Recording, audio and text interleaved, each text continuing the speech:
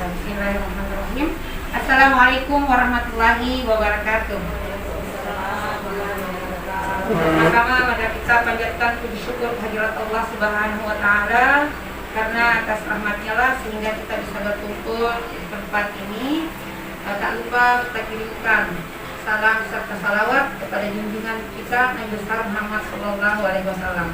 Jadi, izinkan saya sebagai calon guru penggerak, saya duduk di sini bukan bermaksud untuk menggurui, cuma mau mensosialisasikan atau menyampaikan sebagai praktik baik itu aksi nyata yang sudah dipelajari di pendidikan guru penggerak itu untuk modul 1.4. Jadi ada namanya budaya positif.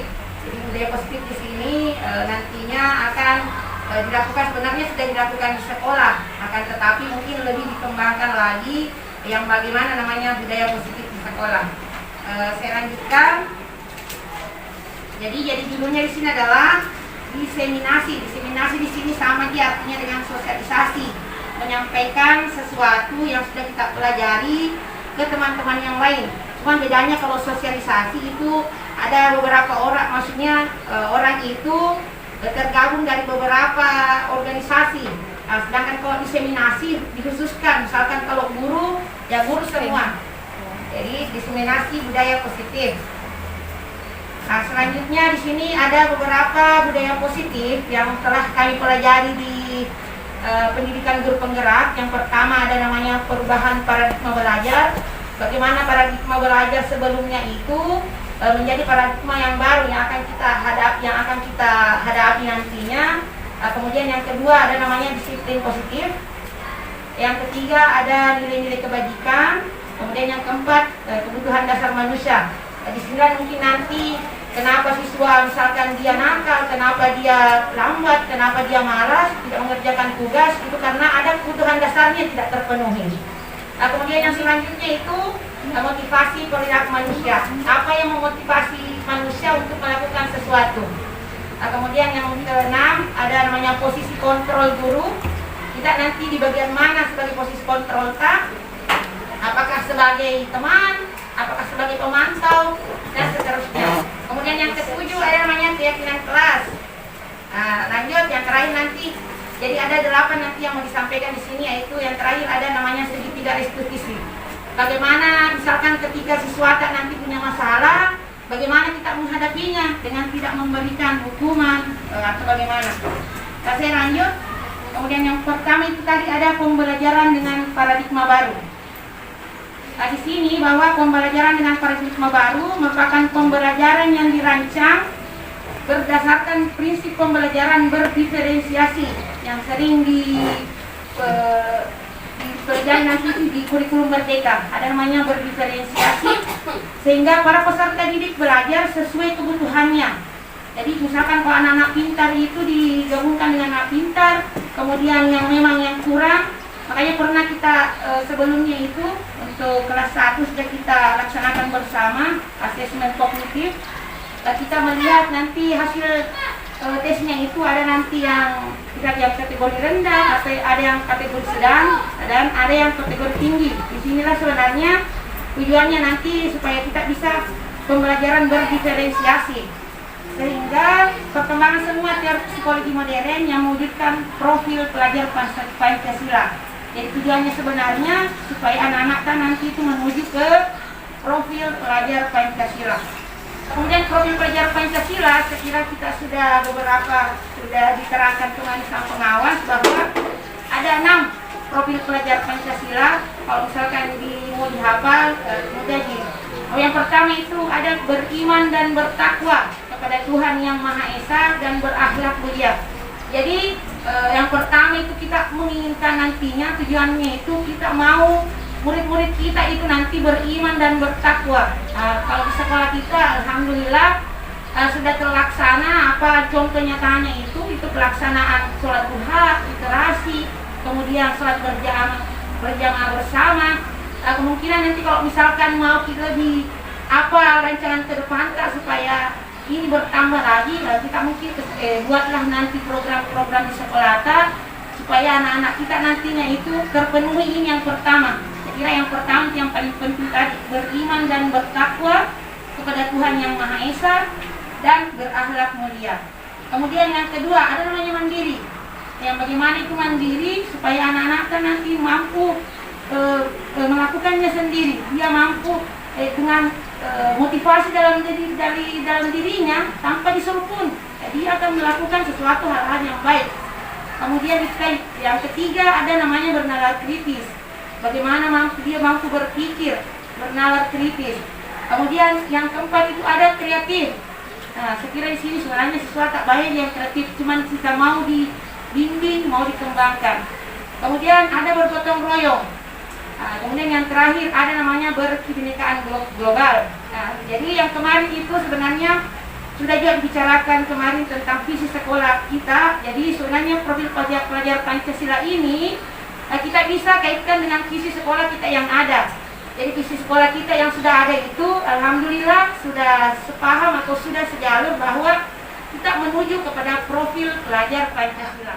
Tadi sudah ada di sini penjelasannya, yang beriman bagaimana, kemudian mandiri itu bagaimana, bernalar kritis, dan selanjutnya yang terakhir tadi berkebinekaan global yaitu menghargai budaya, berkomunikasi dan berinteraksi antar budaya, kemudian refleksi dan tanggung jawab terhadap pengalaman kebinekaan, dan yang terakhir adalah berkeadilan sosial. Saya lanjut. Jadi ada miskonsepsi tentang teori kontrol, bahwa sebenarnya siapakah sebenarnya yang bisa mengontrol diri seseorang. Bahwa kontrol kita itu sebenarnya kita sendiri yang bisa mengontrol diri kita. Kita nggak bisa mengontrol siswa bilang oh harus begini, seperti ini. Padahal sebenarnya dia yang harus mengontrol dirinya. Bagaimana itu ilusi guru mengontrol murid? Tadi kita tidak bisa mengontrol orang lain.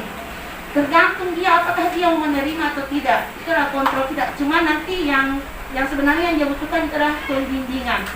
Kemudian ada ilusi bahwa semua penguatan positif, efektif dan bermanfaat. Kemudian ada juga miskonsepsi, ilusi bahwa kritik dan membuat rasa bersalah mampu menguatkan karakter. Kan biasa kita anak-anak kita singgung-singgung membuat dia merasa bersalah. Sebenarnya itu adalah miskonsepsi. Kemudian yang selanjutnya bahwa orang dewasa berhak memaksa. Di sini sebenarnya nantinya orang dewasa itu tidak bisa memaksa, dia cuma bisa membimbing supaya dia menuju apa yang dia ingin capai. Lanjut, di sini tadi ada mengubah paradigma stimulus respon ke pendekatan teori kontrol. Jadi stimulus respon tadi yang ada sih pada poin-poinnya di sini dengan teori kontrol. Kalau stimulus respon bahwa realitas kebutuhan kita sama. Kemudian kalau teori kontrol mengatakan bahwa realitas kebutuhan kita berbeda. Jadi stimulus respon itu adalah paradigma lamanya. Kemudian yang baru itu adalah kita pakai nantinya teori kontrol. Bagaimana kebutuhan bahwa realitas kebutuhan kita itu berbeda. Masing-masing punya kebutuhan yang berbeda. Kemudian yang kedua itu semua orang melihat hal yang sama. Kalau teori kontrol mengatakan setiap orang memiliki gambaran yang berbeda. Jadi ada sedikit perbedaan antara stimulus respon dan teori kontrol. Selanjutnya kita mencoba mengubah orang agar berpandangan sama dengan kita. Kalau yang teori kontrol kita berusaha memahami pandangan orang lain tentang dunia. Selanjutnya lagi perilaku buruk dilihat sebagai suatu kesalahan. Sedangkan kalau teori kontrol, semua perilaku itu memiliki tujuan. Lanjut, orang lain bisa mengontrol saya. Itu kalau stimulus respon. Sedangkan yang teori kontrol, hanya ada yang bisa mengontrol diri Anda. Bahwa kita sendirilah yang bisa mengontrol diri kita. Lanjut lagi, saya bisa mengontrol orang lain. Kalau teori kontrol mengatakan, Anda tidak bisa mengontrol orang lain. Yang bisa mengontrol dirinya adalah dirinya sendiri. Yang terakhir, pemaksaan ada pada saat rujukan gagal.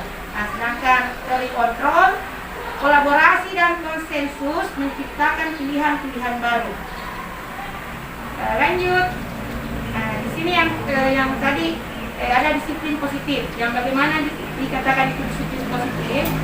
Jadi disiplin positif itu berasal dari arti kata disiplina, artinya belajar. Di sini disiplin mengacu pada disiplin diri yang memiliki tanggung jawab terhadap apa yang dilakukannya berdasarkan nilai-nilai yang diyakini. Oke, lanjut lagi. Disiplin positif merupakan salah satu cara penerapan disiplin yang bertujuan untuk menumbuhkan kesadaran serta memberdayakan peserta didik tanpa imbalan penghargaan atau reward, ancaman. Maksudnya di sini dia muncul itu karena memang motivasi dalam dirinya sendiri, bukan karena paksaan, bukan karena adanya penghargaan, dan bukan karena adanya hukuman. Sebagai pendidik, tujuan kita adalah menciptakan murid atau peserta didik yang memiliki disiplin diri sehingga mereka berperilaku mengacu pada nilai-nilai kebajikan universal dan motivasi intrinsik dalam perubahan perilaku ke arah yang lebih baik. Selanjutnya, yang mana itu dikatakan nilai-nilai kebajikan? Nilai-nilai kebajikan adalah sifat-sifat positif manusia yang merupakan tujuan mulia yang ingin dicapai setiap individu. Nilai tersebut bersifat universal, lintas bahasa, suku bangsa, agama, maupun latar belakang. Nilai-nilai kebajikan di sini ada beberapa nanti poin. Yang pertama itu tadi profil pelajar Pancasila, yaitu ada 6, beriman dan bertakwa kepada Tuhan Yang Maha Esa, berkebinekaan global, gotong royong, kreatif, dan bernada kritis. Kemudian ada nilai-nilai kebajikan menurut IBO, Primary Years Program, yaitu toleransi. Ini semua adalah nilai-nilai kebajikan. Rasa hormat, integritas, mandiri, menghargai, antusias, empati, keingin-tahuan, kreativitas, kerjasama, percaya diri, dan komitmen. Kemudian ada menurut keterampilan hidup atau skill, yaitu dapat dipercaya, lurus hati, pendengar yang aktif, tidak merendahkan orang lain, dan memberikan yang terbaik dari diri. Lanjut, ini tadi yang ada kebutuhan dasar manusia. Kenapa maksudnya kita melakukan sesuatu tindakan itu karena ada kebutuhan kita yang tidak terpenuhi. Kebutuhan dasar manusia ini adalah segala sesuatu yang kita lakukan untuk mendapatkan apa yang kita inginkan. Seluruh tindakan yang kita lakukan memiliki tujuan tertentu, dan semua usaha terbaik yang kita lakukan adalah dalam rangka agar kebutuhan dasar kita terpenuhi. Apa kebutuhan dasar kita sebagai manusia? Yang pertama, ada namanya kebutuhan bertahan hidup. Kenapa misalkan anak-anak biasa tinggal keluar kelas, kalau misalkan ada nih pergi ke kantin, kenapa bisa? Itu karena kebutuhannya tidak terpenuhi. Oh, dia lapar. Jadi nantinya di situ kita harus penuhi dia kebutuhannya. Kasih kesempatan dulu. Misalkan kepada mamanya, iya. Kadang dia kasih daripada dia mengganggu, kasih dia karena kebutuhannya tidak terpenuhi, kasih dia kesempatan untuk memenuhi kebutuhannya dulu. Kemudian pakaiannya, tempat tinggalnya, keamanannya, dan kesehatannya. Tidak perlu dibikinkan rumah, cuma nanti mungkin ada pendekatan-pendekatan bagaimana supaya kebutuhan bertahan hidupnya itu terpenuhi. Ya, tidak ada dua dekat. Yang kedua ada namanya kebutuhan kasih sayang. Kan ada dia situ anak-anak nakal karena dia butuh perhatian, butuh kasih sayang. Makanya jangan, maksudnya kalau dia sudah punya masalah, kita dekati dulu dia di mana letak masalahnya. Karena kadang anak-anak memang itu tidak terpenuhi, dia punya kebutuhan kasih sayang di rumahnya. Makanya di sekolah itu dia caper, cari perhatian, sehingga dia mau diterima, dipedulikan, berbagi, bekerjasama, dan menjadi bagian dalam kelompok. Kemudian ada kebutuhan yang ketiga itu adalah penguasaan, yaitu dipenuhi harga dirinya, keinginannya untuk dianggap, memimpin, berprestasi, diakui dan didengar. Dia mau didengar, mau diakui bahwa dia memang ada di situ. Kemudian yang keempat ada namanya kebebasan. Di sini yang paling sering anak-anak biasa kermaya bahasa itu karena apa? Ini kebebasan. Tapi kebebasan di sini sebenarnya bermakna harus kita juga tidak diberi kebebasan seluas-luasnya, tapi tetap juga punya aturan nantinya. Jadi kebebasan untuk mandiri, memiliki pilihan, mencoba hal baru, mampu mengendalikan arah dirinya. Yang terakhir itu ada namanya kebutuhan dasar, itu adalah kesenangan. Makanya anak-anak itu sering di sekolah atau apalagi kalau di SD itu suka bermain, karena memang kebutuhan dasarnya seperti itu, dia butuh bermain. Ada anak-anak di kelas kuliah ada yang main yeye, adalah main kerambol, karena dia merasa bahwa dia masih butuh permainan, masih butuh bermain, masih butuh humor dan antusiasme dan tertawa. Kira itu untuk 5 kebutuhan dasar yang perlu dipenuhi, sehingga apapun nanti masalahnya, dia kalau sudah terpenuhi, insya Allah nantinya akan terwujud pembelajaran kita dengan baik. Nah, kemudian ada di sini motivasi perilaku manusia. Jadi kalau ada namanya motivasi internal, yang bagaimana kalau internal itu maksudnya motivasi yang ada dari dalam dirinya sendiri dengan nilai yang mereka percaya. Kemudian ada motivasi eksternal, yaitu biasanya orang itu melakukan sesuatu karena termotivasi akan imbalan atau penghargaan dari orang lain. Jadi yang selanjutnya ada motivasi dari eksternal juga, menghindari ketidaknyamanan dan hukuman.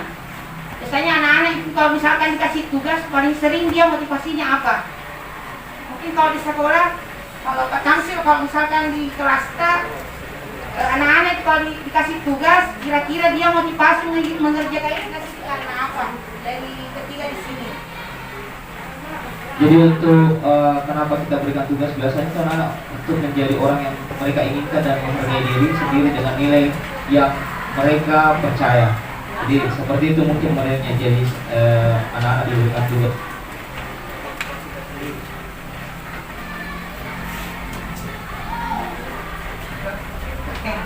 Jadi kalau saya di kelas biasanya itu motivasi karena dia menghindari hukuman. Biasanya kalau ada beberapa kenapa dia mengerjakan tugas, kenapa melakukan ini, karena dia menghindari ketidaknyamanan atau menghindari hukuman. Kemudian biasa juga ada anak-anak kenapa dia mengerjakan sesuatu karena memang penghargaan dari kita. Nah, kita dalam motivasi. Tapi nantinya di sini kita inginkan sama-sama siswa itu termotivasi dari dalam dirinya memang bahwa itu adalah mereka menghargai dirinya sendiri. Dia melakukan tugasnya itu karena ingin menghargai diri sendiri dengan nilai-nilai mereka yang percaya. Itu yang kita inginkan nantinya. Oke, ada pertanyaan di sini bahwa setujukah Bapak Ibu? Yang pertama itu hukuman dapat mendisiplinkan anak. Atau ada mau komentari apakah setuju kalau hukuman itu dapat mendisiplinkan anak? Tidak ada pertanyaan ini Bapak Ibu. Bagaimana? Kalau hukuman dapat? Kalau menurut Ibu atau Bapak di sini, apakah hukuman di sini dapat mendisiplinkan anak? Ya, setiap hukuman misalkan apakah dikasih berdiri, apakah disuruh misalkan membuang sampah atau disuruh menulis ini, membersihkan, apakah dengan hukuman ini dapat mendisiplinkan mereka? Saya setuju ya. Sebenarnya kita tidak setuju, cuma biasanya kita lakukan. Kenapa? Karena ya inilah paradigma lama sebenarnya. Di sini kalau yang kami pelajari guru penggerak, itu sebenarnya mau diarahkan bahwa hukuman itu sebenarnya tidak bisa mendisiplinkan anak. Jadi ada nanti kesepakatan, ada nanti namanya teori bagaimana keyakinan kelas, tetap ada keyakinan kelas, sehingga hukuman ini tidak serta-merta kita berikan kepada anak. Kemudian yang kedua, pemberian hukuman dengan hal positif seperti membaca, membersihkan halaman dapat meningkatkan disiplin anak. Apakah Anda setuju bahwa pemberian hukuman itu dengan hal positif? Ya, misalkan ada anak-anak tidak kerja tugas, kemudian kita kasih itu kan bilang jam istirahat nanti silakan pergi kerja, atau jam istirahat nanti silakan membaca ini. Nah, itu kan hal positif. Ini pemberian hukuman dengan hal positif, anak yang tidak mengerjakan tugas. Jadi kapan mengerjakan tugas? Nah, makanya nanti ada teori nanti selanjutnya, ada pendekatan-pendekatan yang kita lakukan supaya anak-anak kita nantinya tidak serta-merta kalau misalkan dia melakukan ini, tapi sebenarnya yang perlu itu adalah pendekatan kepada anak-anak. Kenapa dia tidak mengerjakan? Kita harus tanya. Ada nanti teori yang terakhir, Bu. Oke, lanjut. Memberi penghargaan dapat meningkatkan motivasi belajar. Apakah Bapak dan Ibu setuju kalau kita berikan anak-anak penghargaan dapat meningkatkan motivasi belajar anak? Saya juga setuju, Bu, tapi setelah itu jelas mendengarkan dari yang ada bahwa penghargaan sebenarnya nanti ada beberapa ada apa lagi namanya kendalanya, ada dampaknya nantinya. Bahwa dengan penghargaan, misalkan kita kasih nanti penghargaan misalkan ini anak yang lain pastinya nanti dapat yang buruk. Ya, apakah misalnya iya Bu, sebenarnya saya juga pakai ini, selalu pakai ini. Misalkan dalam pembelajaran ada yang ngerjain tugas apa ini, saya kan misalkan apa nilai lah ataukah. Tapi sebenarnya kalau yang di sini nantinya yang mengarahkan kita supaya janganlah penghargaan itu sebagai sesuatu yang dia inginkan, akan tetapi memang motivasi dalam dirinya. Penghargaan itu sebenarnya nantinya menilai tambah saja, bukan karena penghargaan dia menginginkan itu. Itu sebenarnya kita menginginkan anak-anak kita nanti dan dalam dirinya muncul sendiri, jangan sebagai penghargaan. Jadi misalnya anak-anak diberi semacam hadiah pada saat dia misalnya ranking, misalnya diberi hadiah itu salah. Tidak salah Bu, akan tetapi nantinya tidak boleh juga misalnya nanti anak-anak itu kalau misalkan tidak ada hadiah berarti dia tidak mau melakukan itu. Karena nanti pertimbangan bahwa penghargaan itu tidak serta-merta harus selalu diberikan. Harus sebenarnya bisa tapi nanti ada penjelasannya lagi. Kami misalnya itu kita misalnya beri penghargaan apa misalnya salah satu siswa kita laki dan kau kan namanya penghargaan apa itu termasuk lagi itu kita motivasi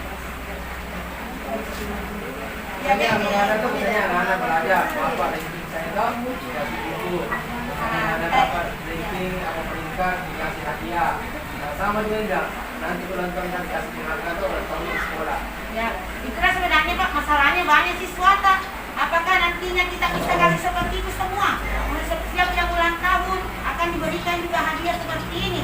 Nah, kalau misalnya kita konsisten seperti itu bisa tapi yang tidak boleh sebenarnya ada kita tidak sama, tidak adil. Makanya yang lain kadang cemburu lah, tidak merasa apa, tidak diperhatikan lah, mungkin seperti itu. Tapi mungkin kalau konsisten memang semuanya dikasih kita. Kira itu. Saya lanjut dulu. Kemudian di sini ada 3 di sini kata yang sebenarnya hampir sama tapi beda di pengertiannya. Ada namanya hukuman, ada konsekuensi, ada restitusi.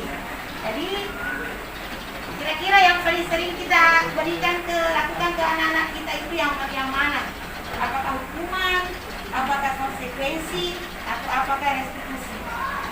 Yang sering kita lakukan di sini adalah yang pertama ya. Gimana kita ada rencana? Ya, salah. Iya. Saya juga paling sering sebenarnya yang dilakukan itu adalah hukuman. Tanpa melihat, tanpa direncanakan bilang sebenarnya yang benar itu nantinya harus kita kalau pemberian konsekuensi namanya. Jangan hukuman yang kita kasih tapi konsekuensi karena sudah dibicarakan sebelumnya. Jadi yang kami pelajari di sini bahwa hukuman itu tidak mesti diberikan ke siswa. Yang ada itu setelah ada kesepakatan lahirlah konsekuensi. Tapi diharapkan nanti kita menuju namanya restitusi. Restitusi dalam pendekatan yang kita lakukan ke siswa supaya masalah-masalah yang dihadapi itu dapat teratasi tanpa melakukan hukuman. Nah, jadi kita bisa lihat di sini poin-poinnya itu kalau hukuman tidak terencana, tiba-tiba, misalkan tidak kerja tugas langsung disuruh berdiri, ya itu kan secara tiba-tiba, tidak ada pemberitahuan sebelumnya bahwa kalau kita tidak mengerjakan ini ada konsekuensinya. Nah, harusnya sebenarnya harus ada kesepakatan dulu sama anak-anak, baru kita memberikan konsekuensi. Kemudian yang kedua, murid tidak tahu apa yang akan terjadi atau dilibatkan atau tidak dilibatkan. Kemudian kalau hukuman itu bersifat satu arah, itu artinya satu arah ke siswa saja, bukan ke kita. Kita maksudnya tidak bisa nak kasih hukuman siswa, tapi siswa yang bisa kita kasih hukuman. Kemudian yang selanjutnya itu berupa hukuman fisik dan psikis. Apa bedanya dengan konsekuensi? Kalau konsekuensi itu rencana sudah disepakati sebelumnya antara guru dengan murid. Kemudian yang kedua, murid tetap dibuat tidak nyaman. Jadi konsekuensi sebenarnya itu hampir sama dengan hukuman, tidak nyaman juga muridnya. Kemudian yang ketiga itu sikap guru selalu mengontrol murid. Lanjut, ini kita menuju ke sini. Jadi sebenarnya dari ketiga ini, dari hukuman, konsekuensi, kita menuju namanya restitusi. Restitusi itu apa poinnya? Proses menciptakan kondisi bagi murid untuk memperbaiki kesalahannya. Misalkan dia tidak terlambat, tapi kenapa dia terlambat? Tanya dulu apa, kemudian diberilah nasihat-nasihat. Jadi kayaknya sekarang ini kalau menurut saya semakin menyenangkan bagi kita dulu. Tidak Bu, nanti kita saya lanjut dulu supaya kita paham. Saya juga seperti itu waktu terima materi, maksudnya apa yang udah kurangkan di sini. Kalau setelah sebelumnya jelaskan apa tujuannya sebenarnya di sini, kita sebagai guru jadi kalau tidak nak kerja ini tugasnya begitu terus nih. Sebenarnya tidak.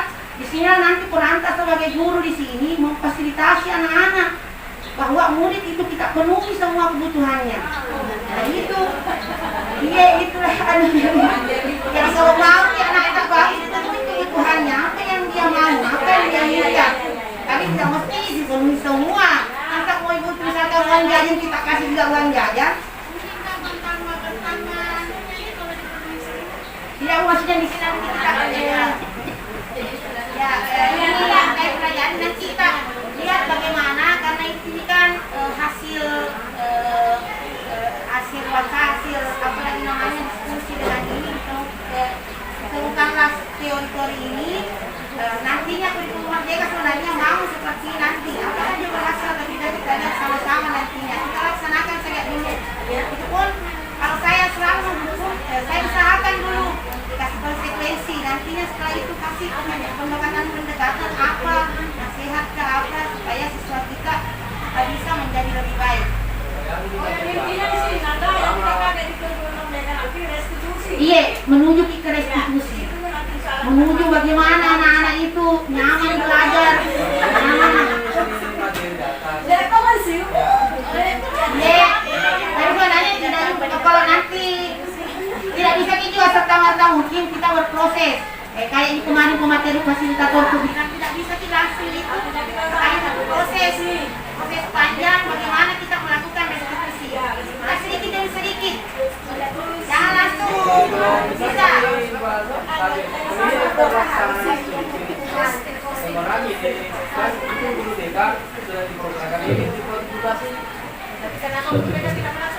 Karena tidak dikasih jam, ini kurangnya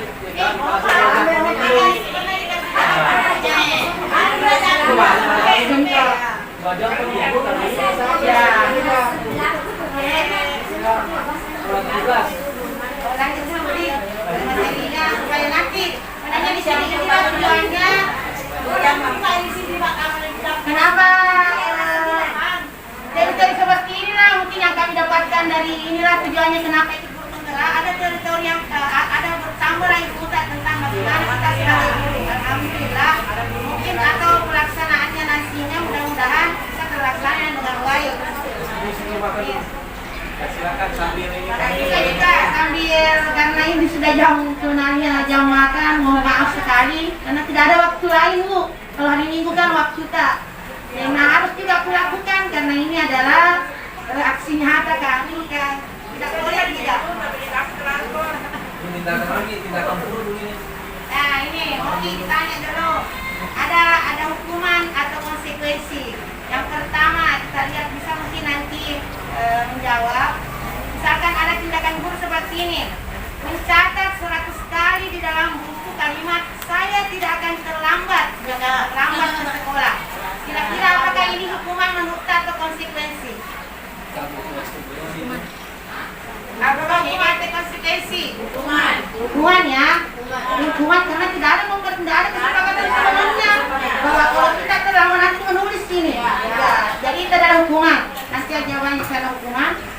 Kemudian yang kedua, lari mengelilingi lapangan basket 2 kali karena terlambat hadir di sekolah. Hukuman ya?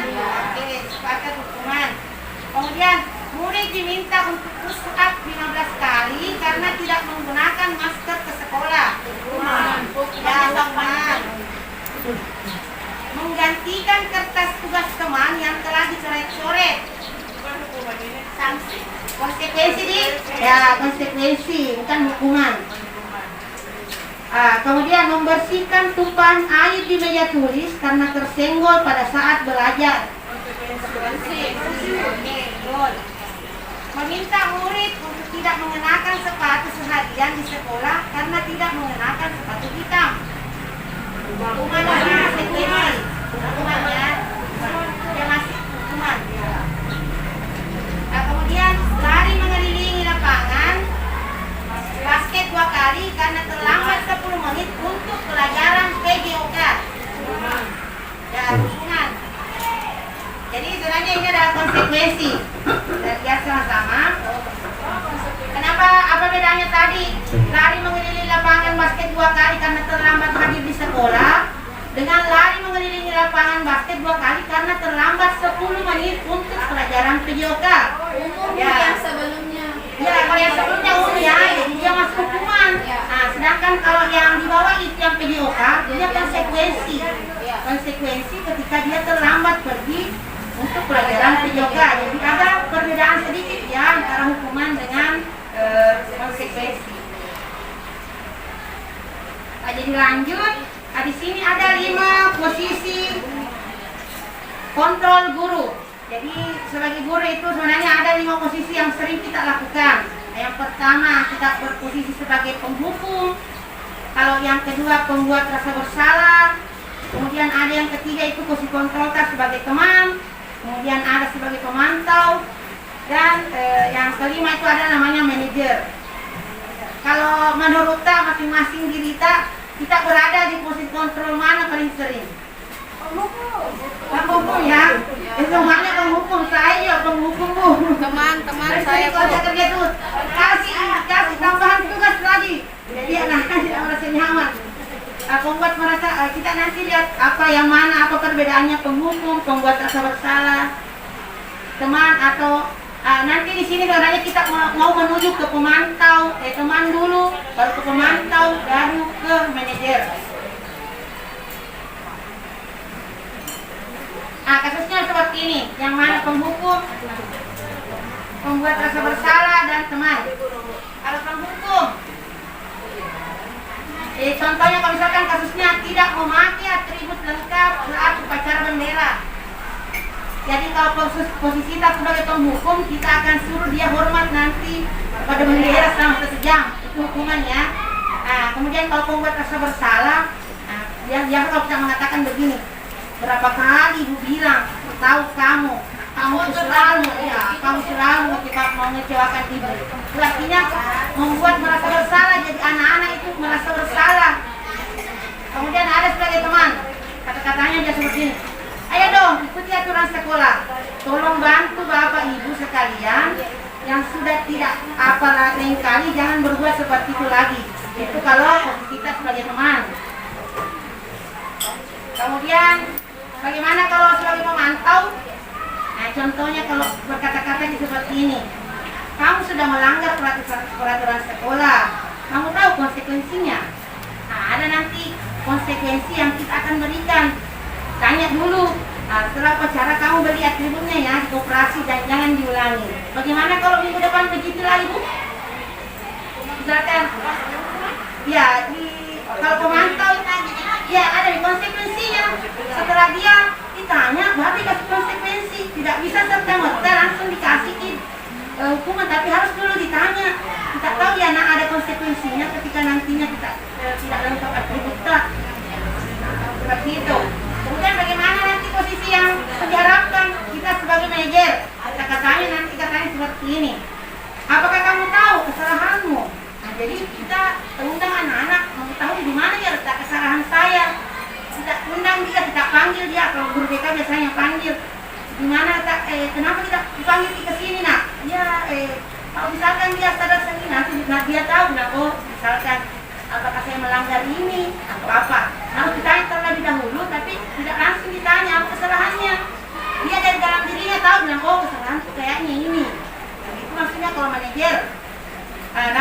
lanjut lagi, kira-kira bagaimana kamu memperbaiki kesalahanmu.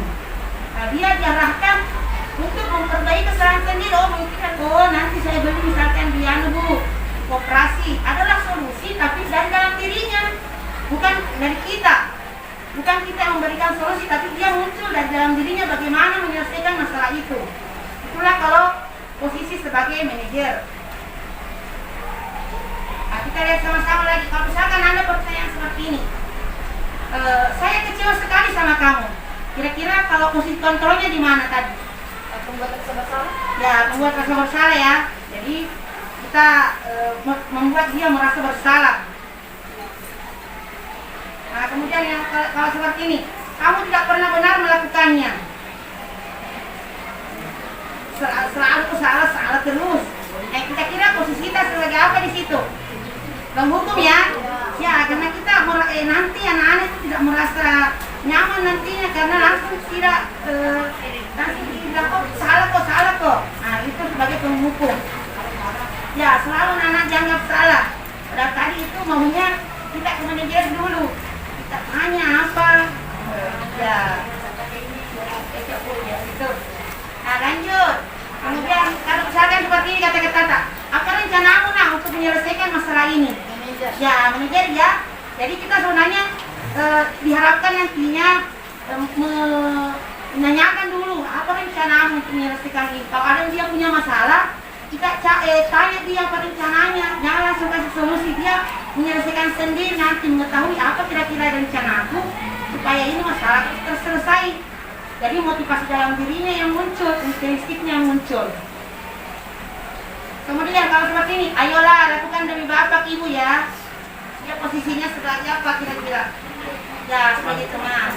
Jadi kita diharapkan juga sebagai guru itu kita sebagai teman kepada anak-anak, tapi bukan maksudnya sebagai teman yang kelasnya, bukan. Tapi bagaimana kita sehingga anak-anak bisa tempat curhat sama kita. Atau kalau misalkan di rumah ada masalah, mungkin kita bisa ditempati sebagai tempat curhat masalah-masalahnya, ataukah masalahnya sama temannya. Banyak sekali nanti itu tugas sebagai guru. Ya, dan insya Allah kalau misalkan kita lakukan mungkin tidak secara paksa, nantinya ini akan kalau kita lakukan mungkin sedikit demi sedikit, mungkinlah jadi kebiasaan nantinya. Saya juga seperti itu. Jadi saya sekarang berusaha untuk mengikuti ini. Apakah nantinya bagaimana hasilnya? Kita lihat bersama-sama. Mudah-mudahan hasilnya memang lebih baik daripada yang pernah kita lakukan sebelumnya. Ya, mau ke manajer Pak, mau membuat anak-anak sadar diri sendiri. Kayaknya memang agak susah. Namanya proses tidak laksanakan sepanjang itu baik. Kenapa kita tidak lakukan? Kalau memang ada sesuatu yang nanti dilihat hasilnya mungkin baik, kita lakukan saya dulu. Kemudian kalau misalkan pertanyaan seperti ini, kamu tidak pernah mendapat nilai jika tidak mengerjakan tugas. Kamu tidak pernah mendapat nilai jika tidak mengerjakan tugas. Ya, hukumnya, ya, tidak langsung pada metode kedek mengalami nilaimu kok, bukan dapat tugasnya, ya, langsung menghukum namanya, ya, prosesnya. Oke, lanjut, ada namanya keyakinan kelas. Nah, di sini ada tadi poin keyakinan kelas. Inilah yang mau sebenarnya dibentuk dari peraturan-peraturan yang ada di sekolah. Sebenarnya kan ada aturan-aturan di sekolah, misalkan tata tertib. Itu kan biasanya tata tertib kita buat, tapi tidak dengan siswa. Nah, di sini sebenarnya kita mau bahwa di sini ada kolaborasi antara guru dengan siswa. Bagaimana membuat peraturan-peraturan itu tidak serta-merta kita saja sebagai guru membuatnya atau sekolah membuat, tapi diharapkan nantinya keyakinan kelas ini kolaborasi antara guru dengan murid.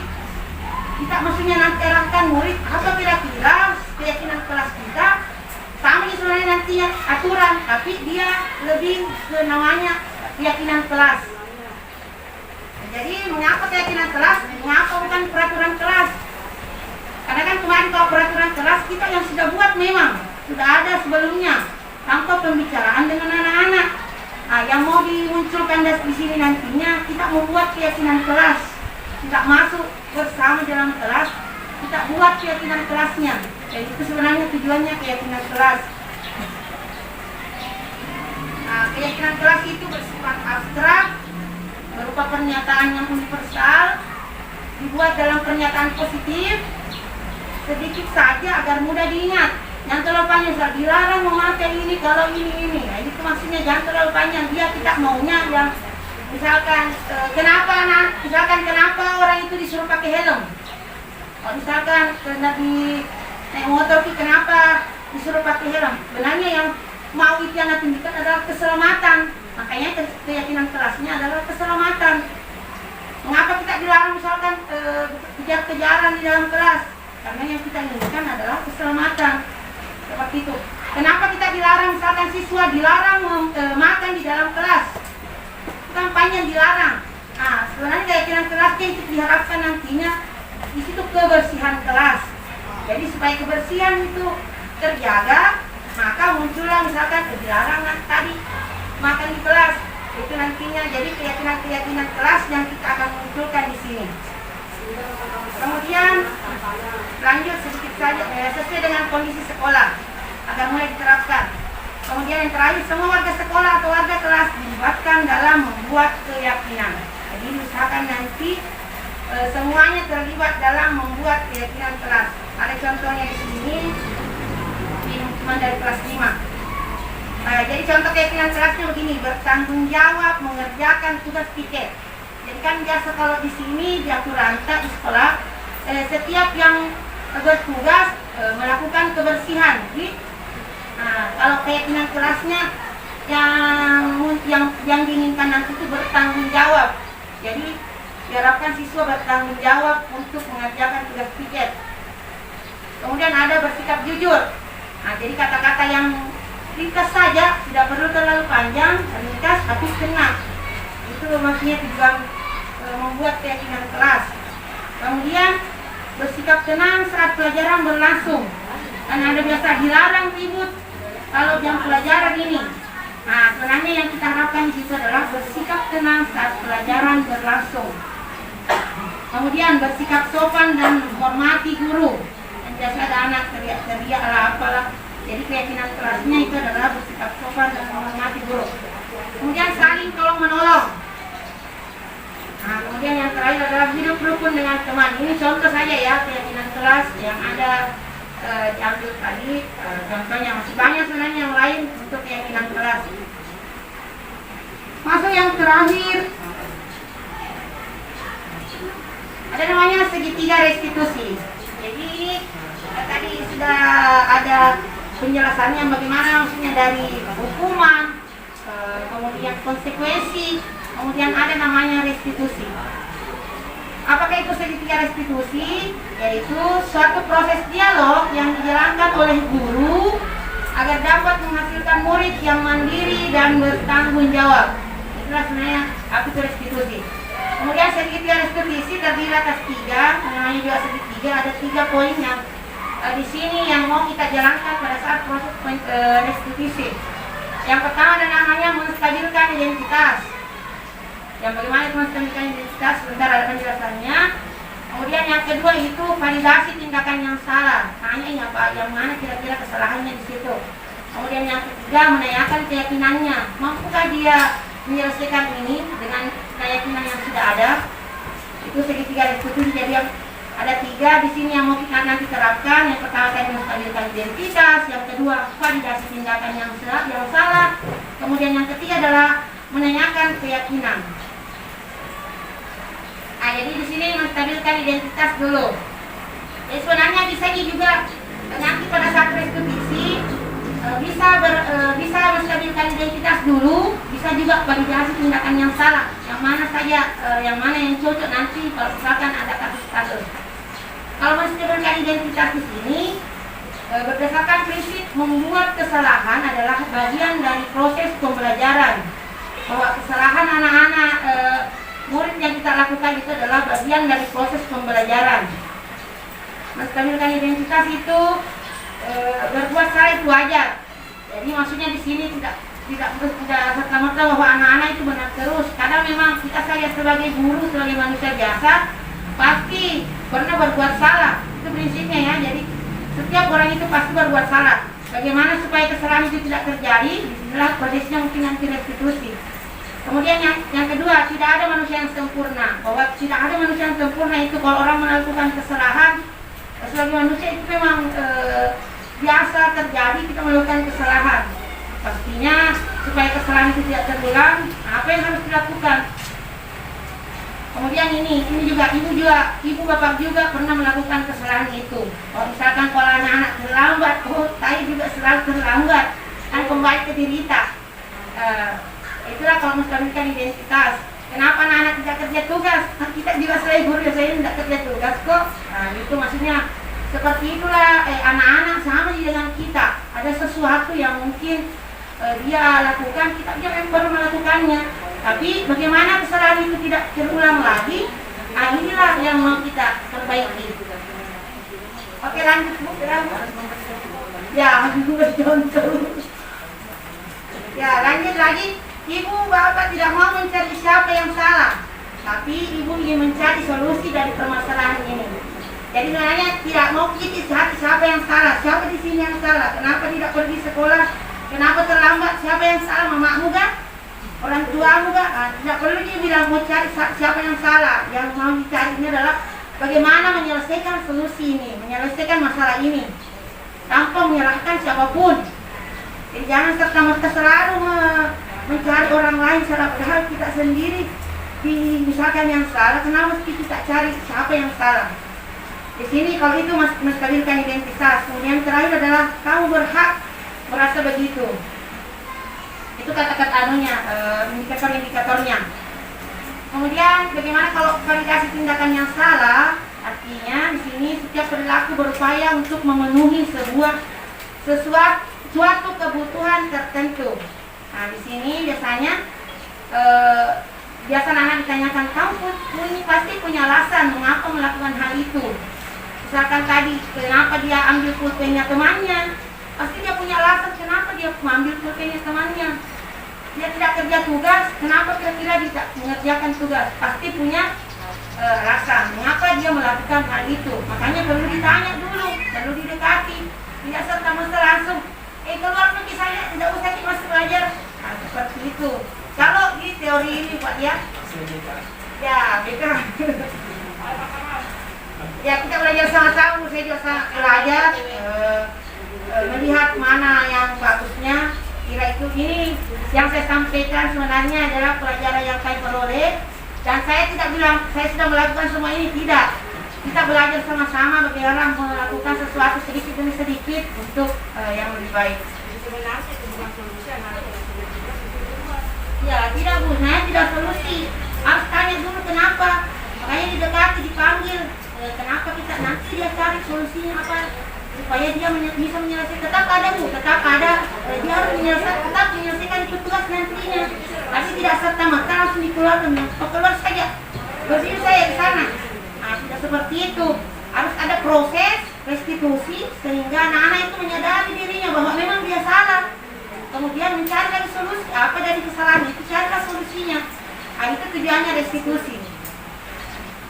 Ada kadang juga seperti ini, padahal kamu bisa melakukan hal yang lebih buruk dari ini ya. Kemudian kamu patut bangga karena telah melindungi sesuatu yang penting buatmu.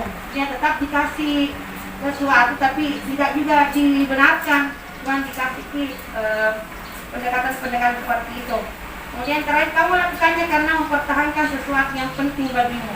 Biasakan anak-anak kalau ada masalah mau diambil barangnya misalkan dia melawan. Nah itu karena dia mempertahankan dirinya. Tidak bisa kita serta-merta langsung salah tuan kok. Nah seperti itu. Kemudian setelah memvalidasi tindakan, inilah menanyakan keyakinannya. Menanyakan keyakinan apa yang akan keyakinan kelasnya tadi yang sudah kita sepakati. Jadi sudah dibuat nanti kalau sudah ada keyakinan kelas, misalkan dia terlambat, kita tanya apa keyakinan kelas yang menurut kita yang cocok dengan ini. Jadi berdasarkan prinsip teori kontrol bahwa pada dasarnya kita termotivasi secara intrinsik, bahwa keyakinan yang ada dalam diri kita itu adalah motivasi intrinsik memang, bukan karena motivasi eksternal tadi.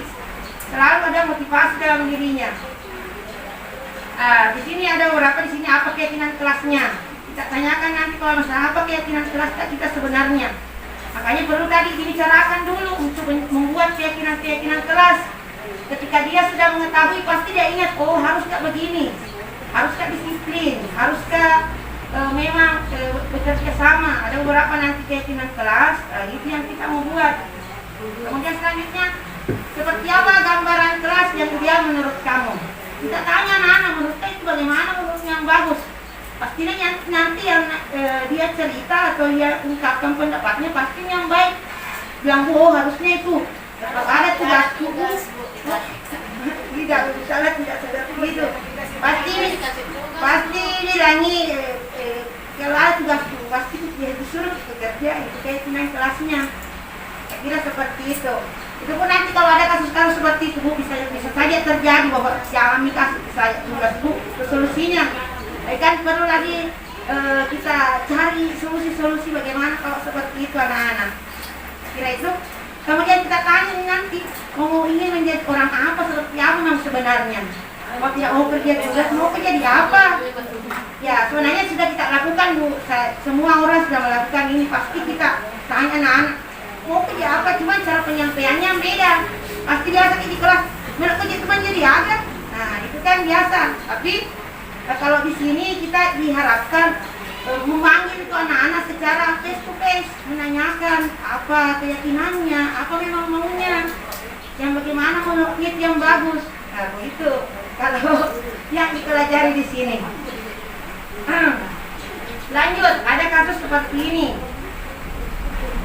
Ini contoh kasus nih. Kira-kira seperti apa nanti jawabannya? Ibu Dini sedang menjelaskan pelajaran bahasa Inggris di papan tulis. Ibu Rahmi kapan di situ?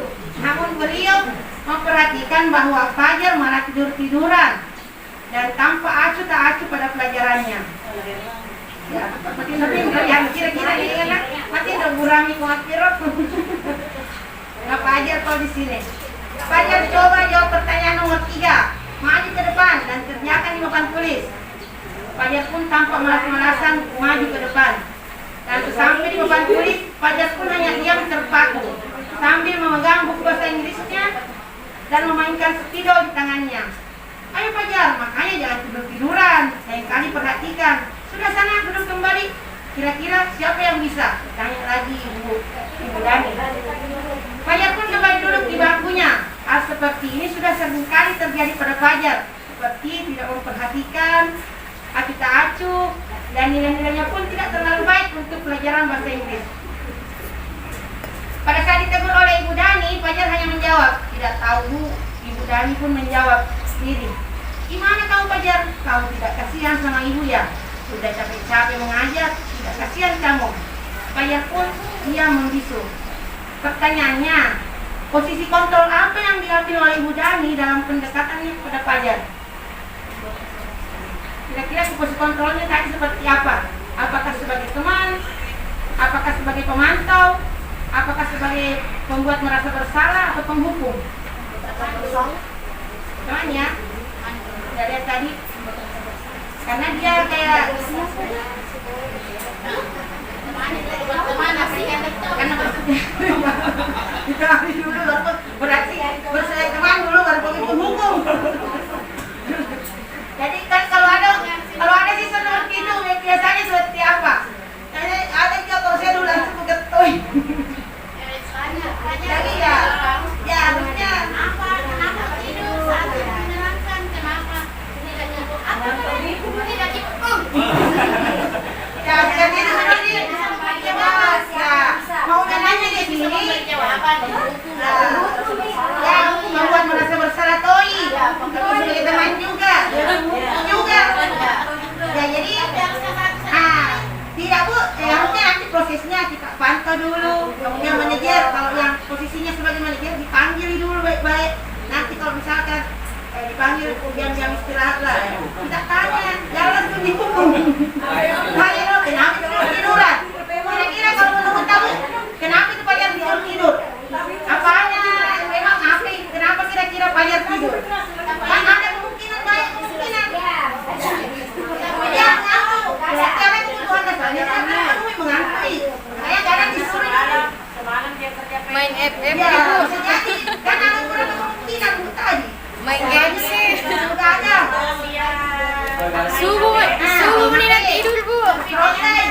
Gara-gara games. Ayah saya tidak bisa memanggil setelah selesai materi, selesaikan memang saat ada dalam materi. Ya, tidak bisa buat, tapi nantinya kan supaya nanti prosesnya tidak terjadi seperti itu lagi, makanya diadakan restitusi.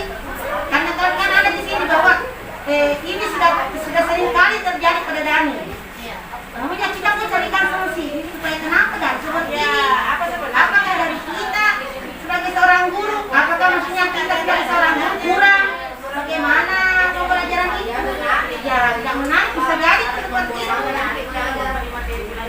Ya, makanya kadang bisa gurunya yang direstitusi oleh kepala sekolah, kadang juga kita restitusi anak-anak.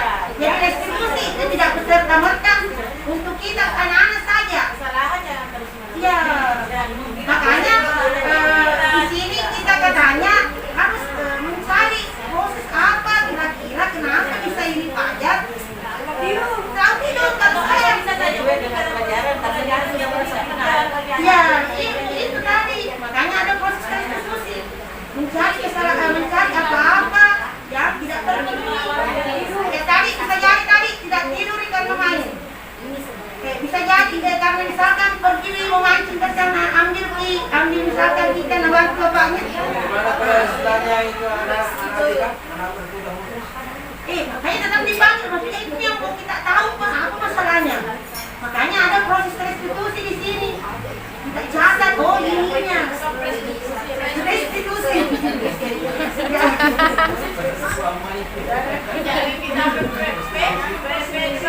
Kemudian bisa jadi kalau gini, membaca sikap pajak kira-kira kebutuhannya apa yang dibutuhkan oleh pajak kira-kira Bu? Apa yang membutuhkan pajak sehingga nanti dia tidak tidur-tiduran lagi?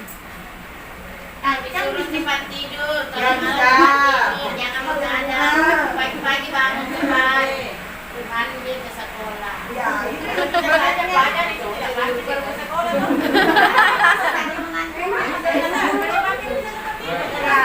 jadi di sini Bu ada banyak nanti proses yang bisa dilakukan.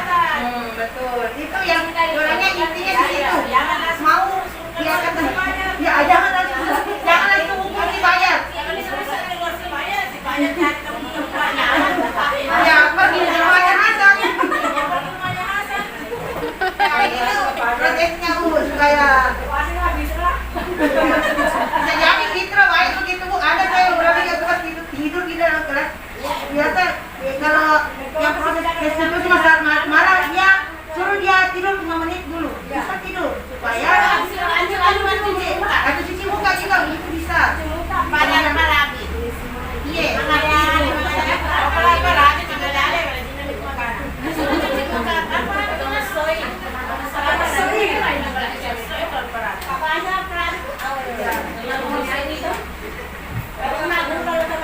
Tadi bila mana ibu adalah ibu Dani mengambil posisi pemantau, kira-kira apa yang harus dilakukan olehnya?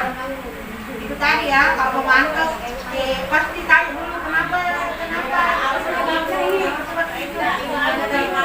Ya, itu pertanyaan dulu.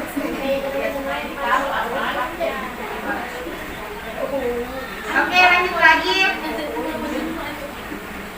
Apabila Anda sebagai kepala sekolah Bu, bagaimana kalau misalkan kepala sekolah, kira-kira apa tindakan lanjutnya sebagai kepala sekolah Bu? Saya Saya akan memanggil semuanya dan menanyakan penyebabnya kenapa bisa apa yang bekerja tadi malam.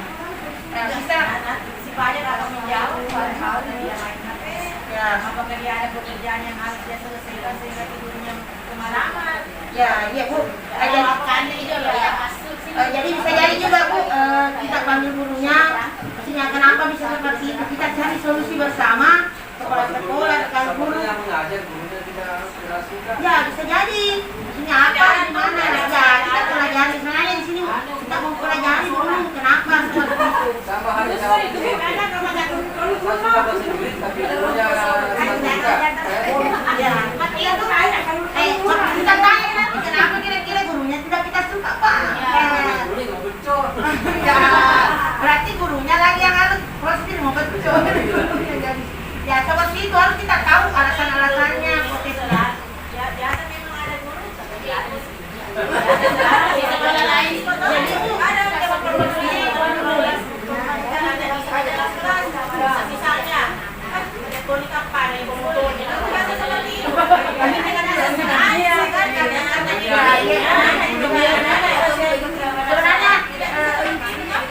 sebenarnya kita rata membuli, berarti kita tidak membuli. Sebenarnya itu membuli itu bukan berarti dengan kata-kata saja, ya dengan fisik, ada dengan psikis.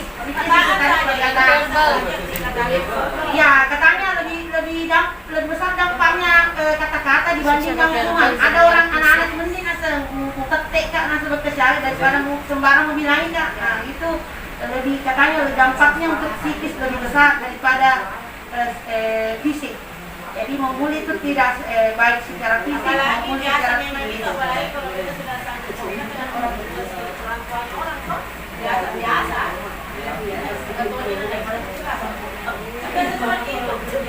Mungkin sesuatu. biasa di lingkungan rumah kita saja apa penggunaannya pada boneka Ya Bu. Ya itu termasuk itu ya Bu. Maksudnya tidak apa-apa.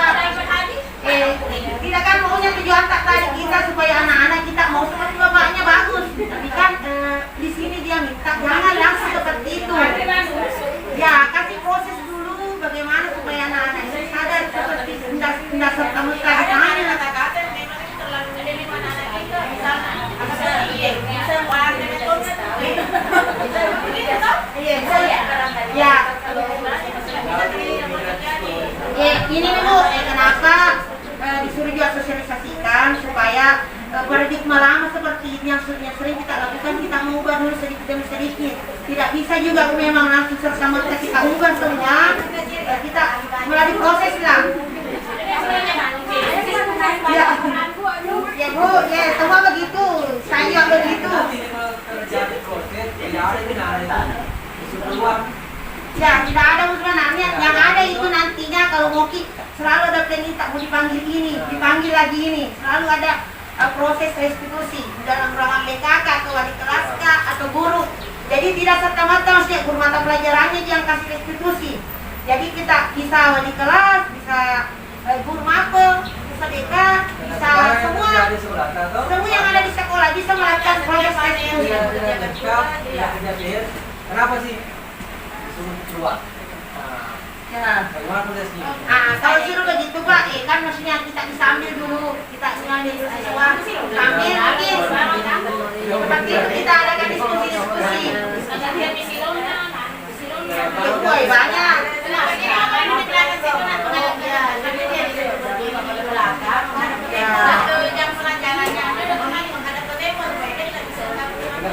Ada proses ya, sebenarnya itu bukan solusi juga. Kalau kasih buat diri tadi mengganggu teman yang lain ya, dari solusi yang tapi nanti di sini cari solusi yang lebih baik lagi supaya jangan ada proses seperti itu. Bukan pendekatan. Ya, BK istilahnya, tapi tidak bilang BK saja Bu. Jadi semua kita diharapkan di sini kalau kita mendapatkan seperti itu, kita sebagai guru, sebagai wali kelas, sebagai guru BK, semuanya bisa melakukan restitusi. Siapapun siswa kelas 1, kelas 2, kelas 3 perlu dilakukan restitusi. Saya kira itu BK.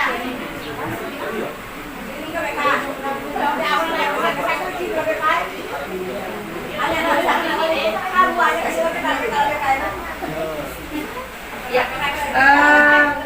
alhamdulillah itulah paparan tadi untuk yang saya dapatkan. Mungkin sebenarnya masih banyak lagi, cuma ini yang bisa poin-poin sedikit yang bisa saya sampaikan. Kalau yang di materi yang saya dapatkan selama 2 minggu, jadi 2 minggu di Gembleng ini untuk modul 1/4 itu budaya positif. Waktu itu 1 minggu ada namanya eksplorasi konsep, menjawab pertanyaan, ada rukol, dia jadwalnya ada 2 minggu untuk mempelajari 1 modul seperti ini. Jadi saya alhamdulillah sudah masuk ke kemana ya, bulan ketiga. Jadi sudah ada 2 bulan. Alhamdulillah modul 1 itu ada 4 kali, modul 11, 12, 13, 14. modul 1 kemarin itu yang kami pelajari adalah filosofi pendidikan Ki Hajar Dewantara. Bahwa kalau di sini sedikit intinya Ki Hajar Dewantara maunya itu bahwa kita sebagai guru itu menuntun siswa bagaimana dia mencapai tujuan yang ingin didapatkan. Kita diberatkan itu sebagai tukang petani. Jadi kalau di filosofinya Pak Ki Hajar Dewantara bahwa guru itu adalah sebagai petani, siswanya itu adalah sebagai benih, sekolahnya itu adalah sebagai sawahnya. Bagaimana supaya benih itu tumbuh dengan baik? Harus dirawat. Siapa yang rawat? Berarti Pak Petani. Pak Petani di sini gurunya. Jadi kita mau menuntun anak-anak kita mau jadikan apa? Kita tuntun mau jadi apa dia. Malah kalau di sini Bu ada kemarin ada yang sampaikan Pak siapa kemarin ini Pak pengawas bahwa kita itu guru sebagai menghamba ke murid. Ada seperti itu kalau filosofinya Pak Ki Hajar Dewantara menghamba kepada murid, tapi bukan sebagai hamba dengan Tuhannya ya. Menghamba di sini adalah membimbing anak-anak kita, menuntun kita anak-anak kita sampai supaya dia mencapai tujuan yang diinginkan. Kita memang sebagai fasilitator, pembimbing, penuntun. Dia mau kemana? Kita bimbing terus. Jadi itu intinya untuk modul 1-1. Dan itu pun tadi membimbing sesuai dengan kodrat alamnya dan kodrat zamannya. Dari mana anak itu berada, misalkan dari gunung, dari apa, kita harus bimbing sesuai dengan kebutuhannya. Kemudian sesuai dengan kodrat zamannya. Sekarang kan zamannya era digital, jadi kita harus membimbing anak sesuai dengan zaman apa sekarang. Jangan membimbing dia pada zaman dahulu, bimbing dia zaman-zaman yang ada sekarang yang kita hadapi. Kemudian di modul 1-2 itu ada namanya nilai-nilai guru penggerak, nilai dalam perancang. Nilai-nilai di sini guru yang harus dimiliki ada 5, itu ada mandiri, kreatif, inovatif, kemudian apa lagi yang selanjutnya itu ada 5. Kemudian ada namanya peran guru penggerak. Peran guru penggerak di sini sebagai pemimpin pembelajaran, sebagai coaching. Maksudnya nantinya kayak kemarin itu kalau sebagai coaching bagaimana menyampaikan ke teman-teman seperti ini sosialisasi, ini termasuk sebenarnya coaching juga. Kemudian ada coachingnya ya. Kemudian bagaimana supaya peran guru itu bahwa pembelajaran itu semuanya berpusat kepada murid, jangan berpusat kepada guru, tapi pusat ke pembelajaran kepada murid. Atau ada siswa ada guru. Iya, ayo Pak. Ada nanti praktikalnya ke depan. Kalau ini nanti insya modul 2 masuk nih pembelajaran berdiferensiasi, jadi nanti masuk di kelas lagi fokus. Kemarin nih fokusnya kayak visi, kemarin kan ada visi pembicaraan, kemarin ada tugas juga visi dan misi guru penggerak, visi dan misi sekolah di sini yang mau dilaksanakan. Kemudian yang keempat ini tadi modul 1-4 ini budaya positif. Jadi alhamdulillah ini sudah 1 modul, waktunya itu selama 2 bulan lebih. Nah, kemudian nanti insya Allah masuk, alhamdulillah minggu ini kalau hari ini sudah ada tugas masuk modul kedua. Kemarin sudah pretest, kemudian masuk lagi modul kedua 21, 22, 23. Kemudian 21 IEBS inilah untuk berdiferensiasi bagaimana pembelajaran di kelas. Saya kira itu alhamdulillah cukup yang saya sampaikan. Mudah-mudahan yang saya sampaikan ini bermanfaat adanya. Bun, kalau misalkan ada kesalahan-kesalahan ucap atau ada sesuatu yang tidak berkenan di hati kita, mohon dimaafkan karena saya juga sebagai manusia biasa. Adapun sesuatu yang tidak merasa tidak di hati kita, mohon dimaafkan. Saya kira cukup untuk itu. Saya kembalikan kepada moderator. Ya, saya kira itu tadi materi yang dibawakan oleh materi dalam bergerak mengenai sangat menarik sebenarnya. Diseminasi, banyak istilah-istilah baru yang muncul, tapi sebenarnya sudah dijalankan sebenarnya, walaupun seperti yang disampaikan tadi calon guru penggerak diseminasi dari dulu sebenarnya sekolah kita sudah menjalankan seperti itu, cuman konsepnya itu lagi yang mau lebih ditekankan bagaimana sebenarnya mengenai masalah hukuman tadi tidak bisa langsung dihukum siswa, tapi dicari dulu, nanti di terakhir baru bisa dihukum kayak seperti itu. Kalau pembagian tadi mungkin dari dulu kita konsepnya sudah dibagi seperti itu ya. Seperti misalnya kita tes anak-anak dibagi dalam kelas-kelas atau klaster-klaster. Misalnya kelas unggulan memang semua di situ. Oh ini seperti itu saya lihat. Maunya seperti itu. Jadi Bapak Ibu sekalian, demikianlah tadi materi sangat menarik sebenarnya. Andaikan ini bisa dibawakan lagi untuk bisa dihadirkan semua guru supaya bisa sepaham. Ya. Iya, alhamdulillah sudah terbuka pemikiran. Iya, jadi yang lain-lain ini jadi ada ini yang seperti Bu Nilanti, Bu Fatma, Ibu ya, Ibu Berlela, silakan ya Bapak Ibu. Ada Pak Kalma juga, masih bisa silakan terbuka terus. Jadi bukan motivasi kita itu untuk mengikuti CGP, bukan lagi untuk sebagai ini saja, tapi adalah ajang pembelajaran. Dan soalnya mungkin kurikulum seperti ini akan berubah seterusnya untuk menjadi jauh lebih baik. Iya, siapa tahu Bapak Ibu kita buka sesi pertanyaan. Kalau ada yang mau bertanya mengenai ini bisa kita sharing. Silakan. Kita selalu dilalui cuma kadang-kadang tidak pulang. Jadi yang dibuka. Betul. Sama di project itu kan beda sudah lama kita pakai Betul. Setelah coaching. Yang penting itu yang promo. Dengan kata-kata yang lebih halus, sama diseminasi, sudah pengelompokan, membeda-bedakan keinginan anak-anak, sudah ada sebenarnya. Cuman ya itu tadi yang perlu ini adalah itu masalah hukuman. Mungkin ya di sekolah-sekolah lain banyak yang begitu guru-gurunya nak kasih keluar anaknya, tapi di sini tidak ada ji. Tidak ada di sini. Alhamdulillah. Iya, jadi tidak ada yang menghukum siswa di sini. Ya, diusahakan. Itu juga Bapak Ibu saya perlu sampaikan juga karena terus terang banyak mungkin yang Bapak Ibu sudah lihat ada kasus-kasus tentang guru yang kemudian bermasalah dengan siswa karena kasus kekerasan. Ya sudah banyak itu. Tapi ada juga kita tidak bisa juga salahkan gurunya kalau misalnya memang siswanya. Nah itu tadi butuh proses pendekatan yang lebih lanjut. Sekira itu Bapak Ibu sekalian, kalau ada yang mau bertanya silakan. Tidak ada lagi. Kalau tidak ada, ya kira cukup Bapak Ibu. Ya. Nah, kalau amplop sebenarnya ini adalah amplop buat kita semua. Ini amplop besar buat kita. Ini sudah melebihi dari materi yang akan kita dapatkan. Karena ini pembelajaran sebenarnya juga membuka kembali, mendorong kembali teman-teman. Ayo sama-sama kita maju ke CGP. Ini jadikan pembelajaran. Nanti dilihat lulus atau tidaknya. Seperti itu. Iya, maksudnya begini, sebenarnya memang dia harus dirancang. Setiap ada teman yang mungkin mengikuti pelatihan, ayo sama-sama bagi ilmunya. Iya, sosialisasikan sama teman-teman. Iya. Setiap ada misalnya bisa dibagi sama kita. Saya yakin Bapak Ibu tadi yang mengantuk pasti sudah tertarik. Wah, betul ya, Mbak? Nah, tadi kalau bulan dan nona, wah, saya curi, makur boleh.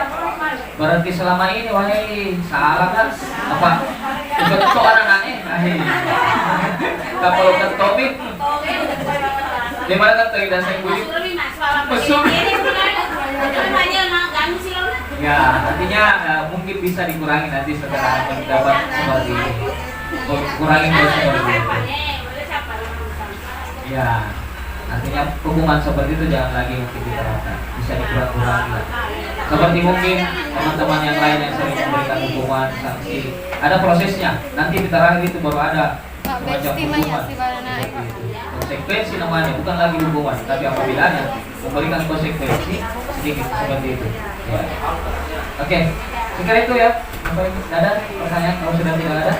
Satu saja, siapa? Ayo, coba. Boleh kan? Pak Kamal? Pak Ya, kalau sudah tidak ada Bapak Ibu, tadi sebenarnya sudah berjalan juga sambil terbuka ya materi, ada tanya jawab langsung, umpan balik. Ya, saya kira itu Bapak Ibu sekalian cukup. Kita ucapkan terima kasih banyak pada pemateri kita. Semoga nanti tahap-tahapan berikutnya dapat dilalui dan dinyatakan lulus. Amin, amin, amin. Semoga nanti ada yang menyusul lagi Bapak Ibu, teman-teman sekalian. Assalamualaikum warahmatullahi wabarakatuh.